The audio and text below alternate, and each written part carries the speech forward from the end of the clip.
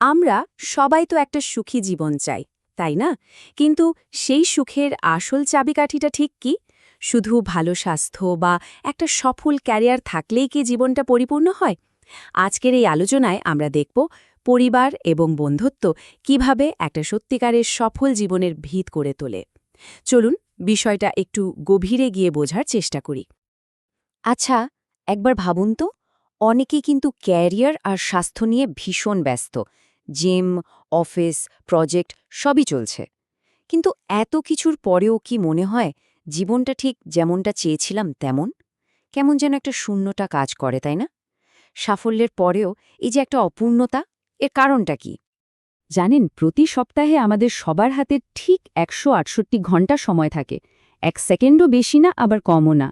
এই সীমিত সময়ের মধ্যেই কিন্তু আমাদের কাজ, ঘুম, পরিবার, বন্ধুবান্ধব সব কিছু সামলাতে হয়। আসল প্রশ্নটা হলো, একটা সুখী জীবনের জন্য এই সময়টাকে আমরা কিভাবে ভাগ করব?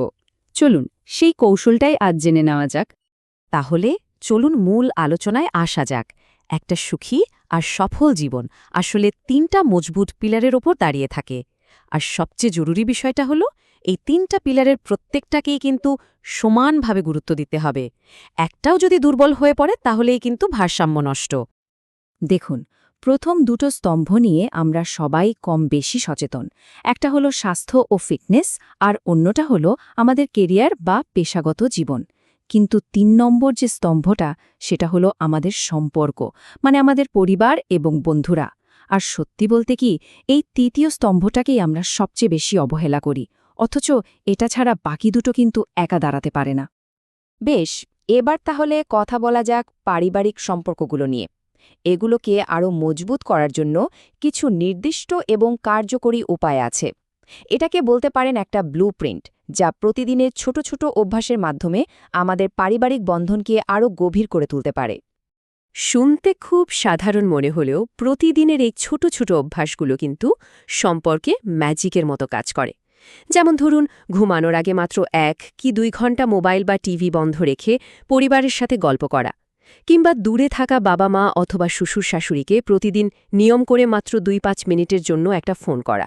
আর যদি সম্ভব হয়, দিনের মধ্যে অন্তত একবেলা, ধরা যাক রাতের খাবারটা, সবাই মিলে একসাথে খাওয়া। বিশ্বাস করুন, এই ছোট ছোট কাজগুলোই কিন্তু একটা অটুট বন্ধন তৈরি করে দেয়। প্রতিদিনের অভ্যাসের পাশাপাশি কিছু সাপ্তাহিক আর মাসিক রুটিনও কিন্তু খুব জরুরি।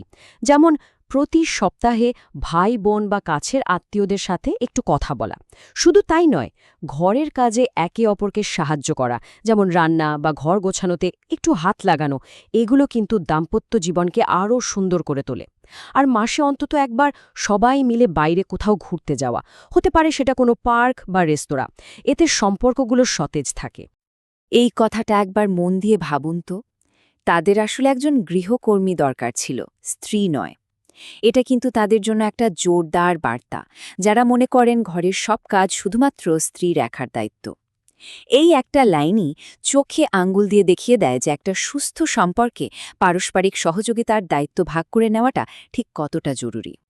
সম্পর্ক টিকিয়ে রাখার জন্য কিছু দীর্ঘমেয়াদী পরিকল্পনাও কিন্তু দরকার। যেমন ধরুন, বছরে একবার সবাইকে নিয়ে দূরে কোথাও ঘুরতে যাওয়া, অথবা ঈদ, পূজা বা বড়দিনের মতো উৎসবে আত্মীয় স্বজনদের একটা শুভেচ্ছা বার্তা পাঠানো। এই ছোট ছোট কাজগুলোই কিন্তু সময়ের সাথে সাথে সম্পর্ককে আরও গভীর আর মজবুত করে তোলে। পরিবার তো গেল, এবার আসি বন্ধুত্বের কথায়। পরিবার যেমন আমাদের শিকড়, বন্ধুরাও কিন্তু তেমনই গুরুত্বপূর্ণ। এবার আমরা দেখব বন্ধুত্ব কিভাবে আমাদের জীবনকে, আমাদের চিন্তাভাবনাকে প্রভাবিত করে, আর কেন সঠিক বন্ধু নির্বাচন করা জীবনের অন্যতম সেরা সিদ্ধান্তগুলোর একটি। এই প্রবাদটা আমরা সবাই ছোটবেলা থেকে শুনে আসছি, সৎসঙ্গে স্বর্গবাস, অসৎসঙ্গে সর্বনাশ। এর অর্থটা কিন্তু ভীষণ গভীর। আমরা যাদের সাথে মিশি, যাদের সাথে সবচেয়ে বেশি সময় কাটাই, তাদের চিন্তাভাবনা, তাদের অভ্যাস, এমনকি তাদের কথা বলার ধরনও কিন্তু আমাদের ওপর ছাপ ফেলে। ভালো সাঙ্গাত যেমন আমাদের ওপরে উঠতে সাহায্য করে, তেমনি খারাপ সাঙ্গাত আমাদের লক্ষ্য থেকে সরিয়ে দিতে পারে। জানেন বন্ধুরা, মূলত আমাদের জীবনে ৩টা প্রধান জিনিসকে সবচেয়ে বেশি প্রভাবিত করে: আমাদের চরিত্র, আমাদের আবেগ আর আমাদের অভ্যাস। আসলে কি হয়, আমরা মানুষ হিসাবে অনুকরণ করতে ভালোবাসি। নিজেদের অজান্তেই আমরা আমাদের চারপাশের মানুষের আচরণ আর অভ্যাসগুলো নকল করতে শুরু করি। চলুন এবার সবচেয়ে গুরুত্বপূর্ণ এবং ইন্টারেস্টিং ধারণাটার দিকে যাওয়া যাক। আমাদের পরিচয় আসলে কি?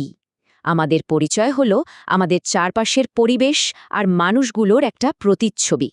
সহজ কথায়, আমরা কাদের সাথে সময় কাটাচ্ছি সেটাই ঠিক করে দেয় আমরা কেমন মানুষ হয়ে উঠব। মনোবিজ্ঞানীদের একটা দারুণ তত্ত্ব আছে। তারা বলেন যে কোনো মানুষের চরিত্র, তার সাফল্য, এমনকি তার পৃথিবীকে দেখার দৃষ্টিভঙ্গি, এই সব কিছুই নাকি তার সবচেয়ে কাছের 5 জন মানুষের গড় মানের সমান হয়। এর মানেটা কি? এর মানে হলো, আমরা যদি নিজেদের উন্নত করতে চাই, তাহলে আমাদের এমন মানুষদের সাথে মিশতে হবে যারা আমাদের চেয়ে জ্ঞানী, ইতিবাচক এবং সফল।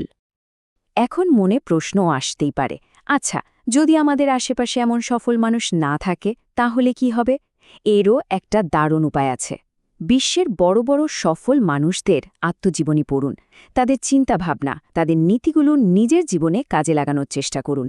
এভাবেই কিন্তু আপনি পরোক্ষভাবে তাদের নিজের বন্ধু বা মেন্টর বানিয়ে নিতে পারেন আর নিজের কর্মানটাকে আরও উন্নত করতে পারেন। আজকের আলোচনা শেষ করার আগে একটা প্রশ্ন রেখে যেতে চাই। একবার ঠান্ডা মাথায় ভাবুন তো, আপনার চারপাশের সেই 5 জন মানুষ কারা? কারা সেই 5 জন যাদের সাথে আপনার সবচেয়ে বেশি সময় কাটে?